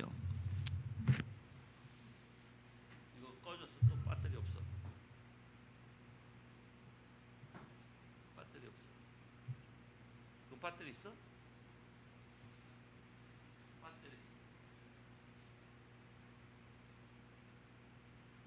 배터리. 자, 이제 어떤 사람들은요, 우리의 어떤 행위,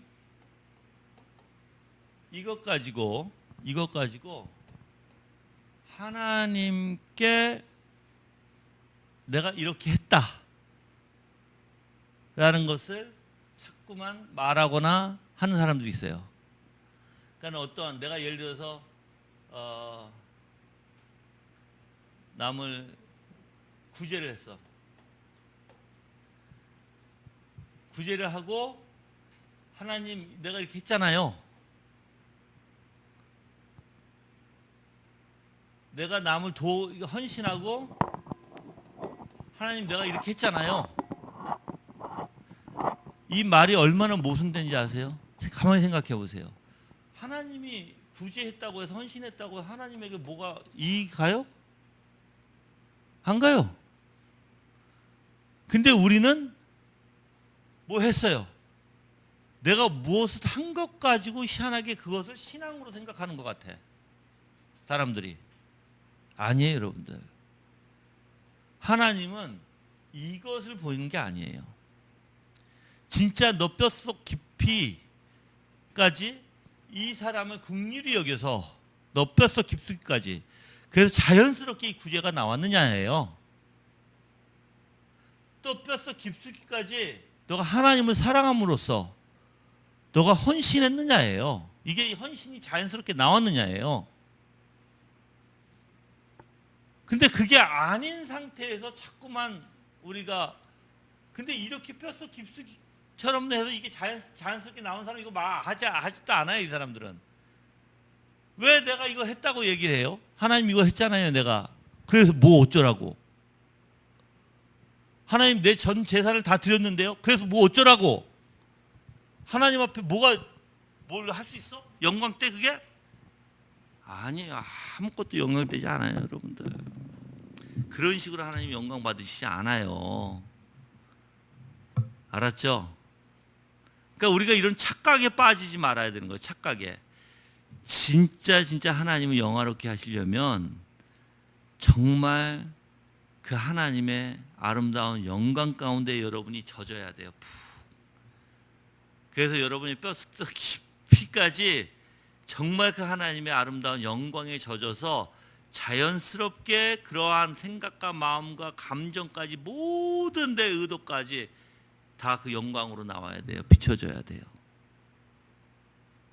그게 하나님의 영광을 스스로 하나님이 스스로 우리를 도구로 삼으셔서 받으시는 거예요. 우리가 그렇게 할 수 없어요. 하나님이 하시는 거예요. 하나님이. 우리는 그냥 단지 도구에 불과한 것뿐이에요. 예. 그렇다고 우리는 도구 아무렇지도 않나? 아니죠. 우리는 그 안에서 우리를 하나님을 영화롭게 하면서 우리는 그 안에서 그를 즐거워할 수 있는 거예요. 우리 안에 엄청난 기쁨이 있을 거예요. 엄청난 은혜가 있을 거예요. 우리 안에 엄청난 지금 하나님의 나라의 것으로 채워지는 엄청난 것들이 있을 거예요. 여러분들. 그게 기쁨이 될 것이고 우리에게. 알았죠? 예. 이러한 원리는 죄에 대한 심판하실 하나님에 대한 두려움으로 강화되고 더욱 날카로워진 죄에 대한 각성에 바른 효과이다. 교황주의자들은 무지 가운데 양심의 불편함을 달래기 위하여 수많은 미신적인 것들을 만들어낸다. 그러므로 그들이 주님으로부터 안식을 찾는 것이 아닌 자신들이 만들어낸 것부터 안식을 찾으려 한다. 여러분들 교황주의자는 카톨릭이잖아요. 그렇죠? 내가 한 가지 물어볼게요. 물론 그들이 칠성례라고 해서 뭐 예를 들어서 이렇게 대화하는 거 저기 그 뭐지? 고해성사? 고해성사 뭐 견진성사 다 있어요. 근데 참 너무 헛된 게 뭐냐면 내가 신부 앞에서 고백하고 신부가 그걸 들어주고 신부가 용서했다고 해서 하나님 용서해 주나요? 근데 그거 만든 거죠, 그들이. 그렇죠? 자기의 방법대로. 여기서 자 보세요. 교황주의자들은 무지 가운데 양심의 불편함을 달래기 위하여 수많은 미신적인 것을 만들어냈다 했어요. 자기네 양심을 달래기 위해서. 여러분들도 그렇지 않나요? 여러분들도 불편함을 해소하기 위해서 여러분의 방법으로 자꾸만 고수하지 않아요? 우리가 온전히 바라봐야 될 것은 그리스도인데 우리가 찾고 우리가 열심을 다하고 우리가 정말 그 하나님 앞에 달려가야 될 게 그리스도 외에는 없는데 근데 자꾸만 우리는 어떠한 다른 방법들을 고안해내지 않을까요? 이거 정말 조심하셔야 돼요, 여러분들. 우리가 언제 고안해내는지 아세요? 주님을 바라보면서 나한테 주시지 않을 때, 답답할 때, 나한테 빨리 오지 않을 때, 그래서 내가 조바심이 일어날 때. 그래서 성경에서는 뭐예요? 성경에서는 내 마음에 조바심이 일어나는 게 영적이에요, 육적이에요? 육적이에요. 그거. 그렇게 조바심이 일어나기 시작하면 뭐예요? 100%딴 걸 만들어내요. 자기를 만족할 걸 만들어내요.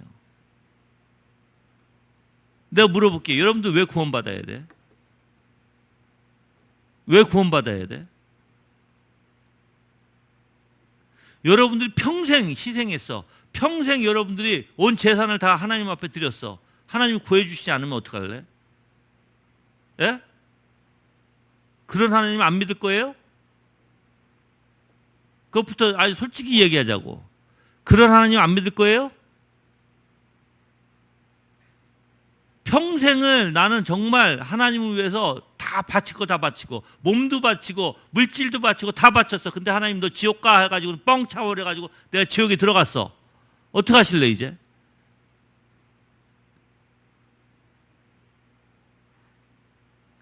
예? 안 돼. 이거 갖다 드려봐.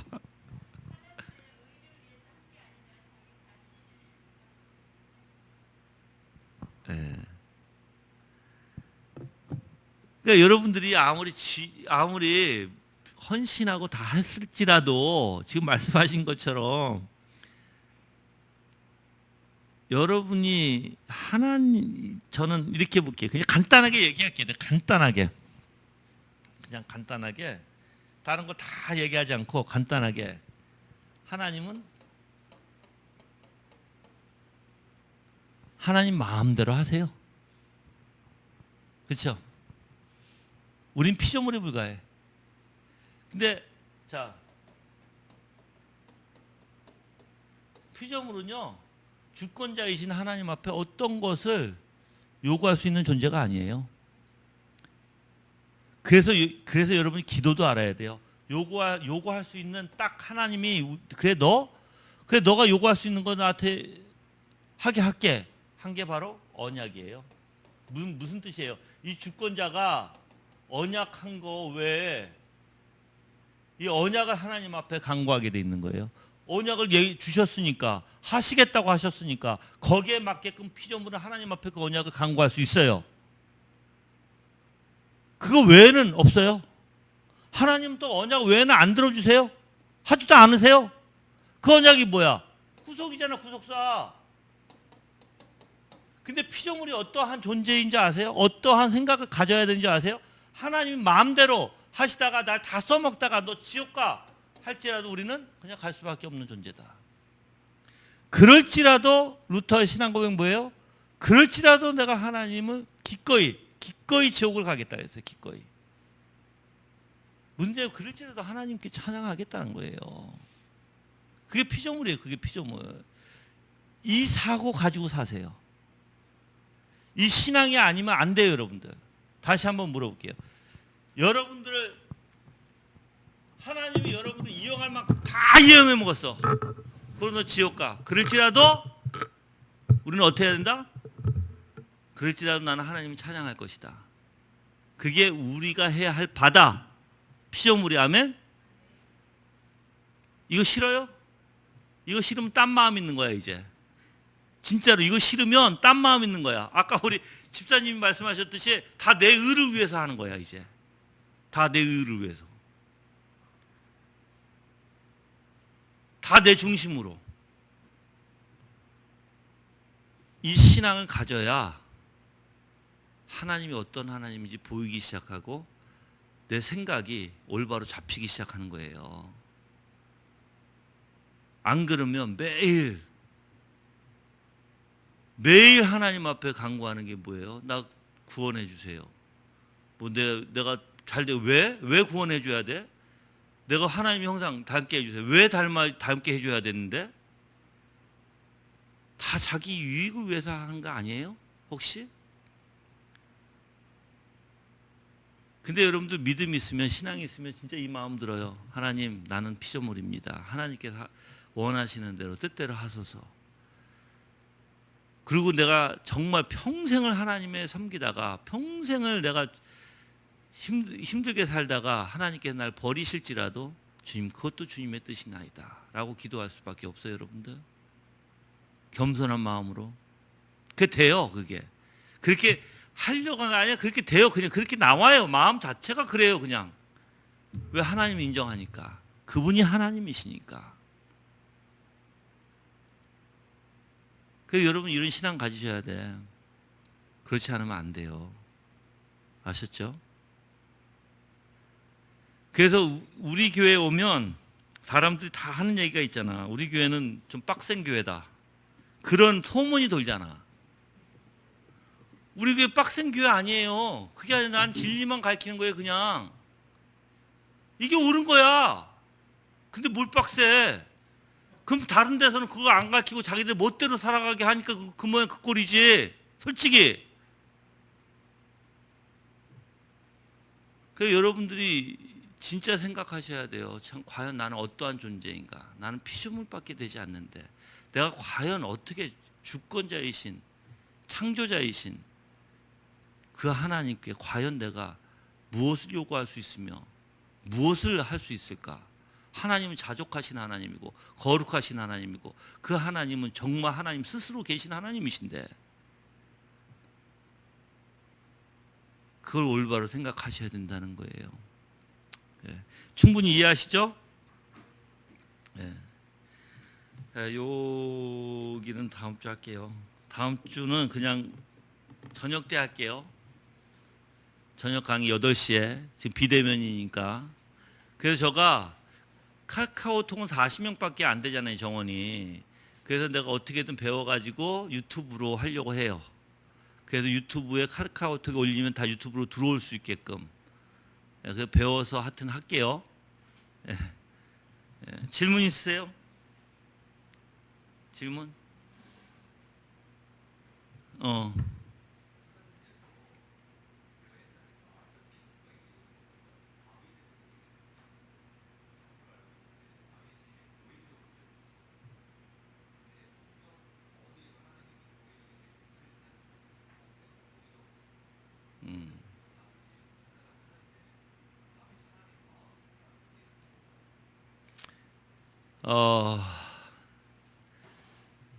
사실 고범죄라고 우리가 얘기를 하거든. 고의적인 죄를, 고범죄를.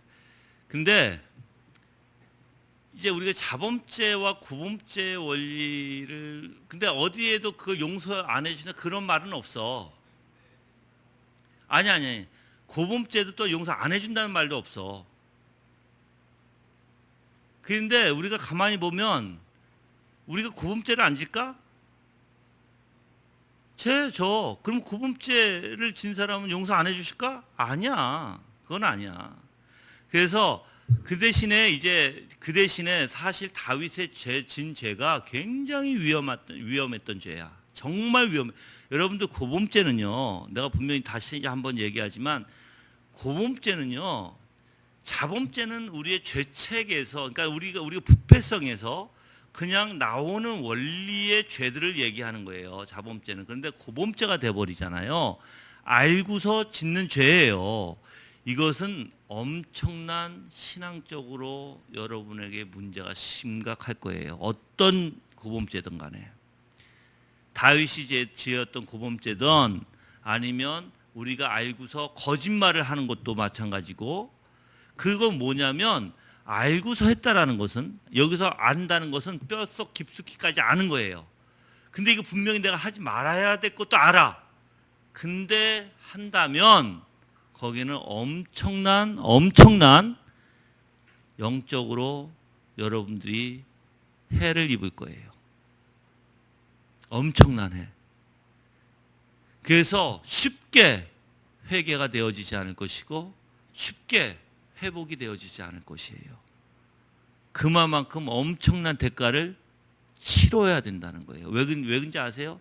이미 고범죄라는 것은 자기가 알고 행동하는 거니까. 무슨 뜻이냐면 내가 이걸 지면서 하나님 앞에 진노를 받을 수 있겠다라고 생각하면서도 하는 거야, 이거는.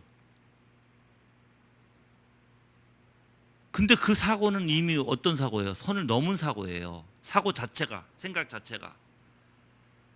그래서 그런 죄는 절대 될수록 짓지 말아야 되는 거예요. 저는 그게 뭔지 알아요. 저는 그거에 대한 엄청난 괴로움과 힘듦도 있었어요, 저는. 그래서 제가 고범죄를 짓고 나서 회개가 안 되어져서 몇 년 동안 너무 힘들었어요. 한 3년 걸린 것 같아요. 다시 하나님의 은혜 가운데 회복되어진 게 한 3년 정도 걸린 것 같아. 그래서 그 다음부터는 절대 고범죄를 짓지 않으려고 해요. 마음 자세가, 이미 고범죄 짓는 사람들은 하나님의 진노를 받아도 자기가 어느 정도 감수할 수 있겠다라고 생각하고 짓는 거거든. 그러니까 미련한 짓이지, 그게. 진짜 미련한 짓이지. 그게 쉽지 않아요, 여러분들. 내가 분명히 얘기하지만. 예. 그래서 물론 고범죄도 해결할 수 있어. 그러니까 물론 하나님께서 근데 충분히 그 사람에게 그걸 가르치시겠지. 그래서 그 죄를 너무너무 싫어하게끔 그리고 거기에 대한 다윗의 대가가 뭐였어?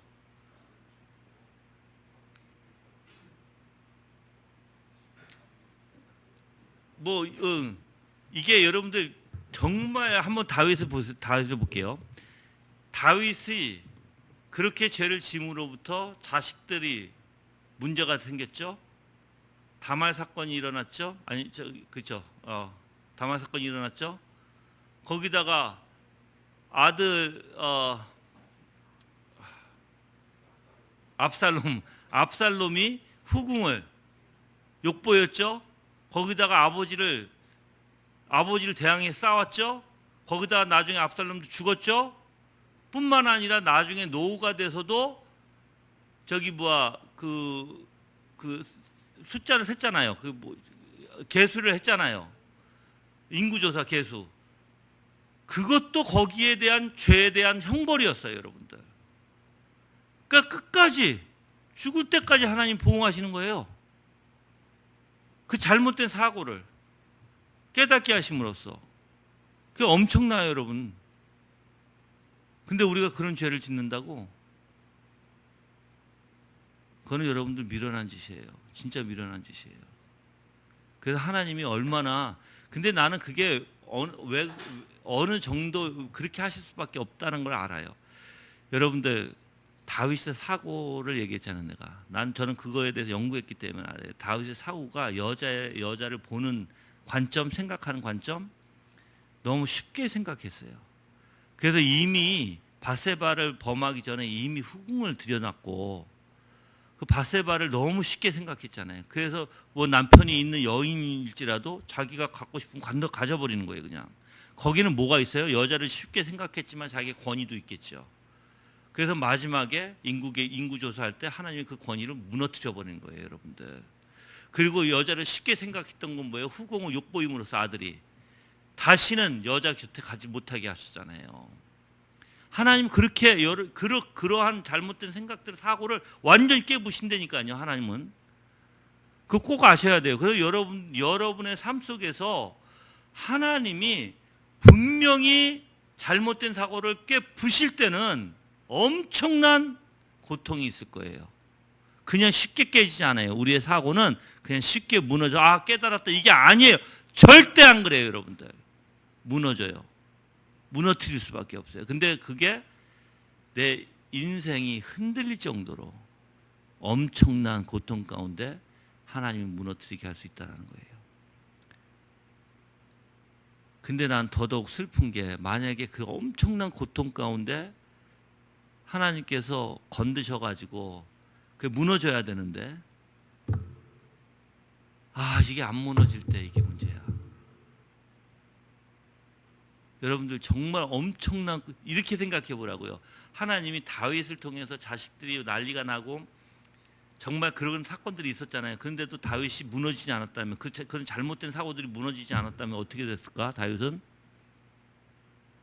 하나님 버리셨다고 생각해요, 저는. 근데 다윗은 하나님의 은혜 가운데 정말 회개했고, 그래서 하나님 앞에 성령을 거두어지 마옵소서라고 기도했고, 얼마나 큰 고통과 얼마나 울부짖음이 있었는지. 그래서 회개의 원리는요, 하나님을 바라보고 하나님을 찾고 하나님에게 향해 나가는 거예요. 그게 참된 회개의 원리예요. 그래서 참된 회개한 사람들은요, 하나님밖에 없어요. 그거는 내가 간증할 수 있어. 왜 그러냐면 내가 회개했을 때 오직 하나님밖에 안 보여요, 여러분들. 내가 회개를 한두 번 했겠어요, 여러분들. 근데 회개할 때마다 하나님밖에 안 보여요. 오직 하나님밖에 없어요, 그냥. 다른 것도 아무것도 필요 없어. 하나님에 대한 열정, 하나님을 알고 싶은 거, 하나님만 바라보고 싶은 거, 하나님을 더욱더 붙들고 싶은 거.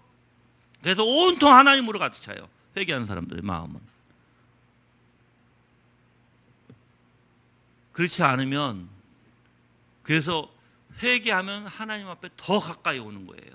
시편을 읽어보세요. 얼마나 다윗이 하나님을 울부짖고 찾았는지. 여러분들이 참된 회개한 사람은요, 하나님을 붙들 수밖에 없고 하나님 앞에 나올 수밖에 없는 거예요. 근데 반대로 반대적인 성향, 자꾸만 하나님하고 멀어져가. 그건 문제가 있는 거예요. 그건 분명히 이건 뭐가 이상하다. 여러분 영의 사람은 영의 것을 행해야 돼요. 그래서 내가 여러분들을 보면 말하면 여러분의 삶이 어떤지 보면 여러분이 하나님 앞에 가까이 오고 있는지 하나님 앞에 지금 이상하게 멀어져 가려고 하는 낌새가 보이는지 그걸 저는 알아요. 아니면 이미 멀어졌던지. 근데 이미 멀어진 사람도 내가 데리고 오려고 하고 멀어지려고 낌새가 있는 사람은 절대 그쪽으로 멀어지지 못하게 붙으려고 하죠. 근데 여러분들 벌써 멀어지려고 하는 낌새를 있는 사람은요, 목사가 그렇게 붙들면 자기를 꼭 매일 이렇게 뭐죠? 올가맨다? 그렇게 생각을 해요. 왜 그러냐면 가면 안 되기에 내가 잡으려고 하는데 그 잡는 게 꼭 자기를 이렇게 꼭 올가매려고 하는. 근데 여러분들 그 길로 가봤자 좋을 게 하나도 없으니까 목사니까 내 책임이니까 잡으려고 하는 거예요. 가지 마라. 가면 큰일 난다. 내가 얘기하죠. 율법주의도 큰일 나요. 율법주의 사고 가지고 율법주의 쪽으로 가는 것도 큰일 나요. 도덕주의 사고 가지고 도덕주의로만 가는 것도 큰일 나요. 감정주의 쪽으로 가는 것도 큰일 나요. 반율법주의 쪽으로 가는 것도 큰일 나요. 신율주의로 가는 것도 큰일 나요. 그리고 하이퍼 칼빈주의로 가는 것도 큰일 나. 알미안 쪽으로 가는 것도 큰일 나. 신비주의 쪽으로 가는 것도 큰일 나. 다 잡아야 돼. 우리는 다 그 안에 있어. 그래서 못 가게 하는 거예요. 못 가게 그 길로 가지 마라. 정로로 가라. 정로. 참된 질. 하나님 가르쳐 준 그 정로로 가라. 그게 올바른 거니까. 그렇게 가기를 바래요. 그래요. 자, 질문 있어요? 없어요?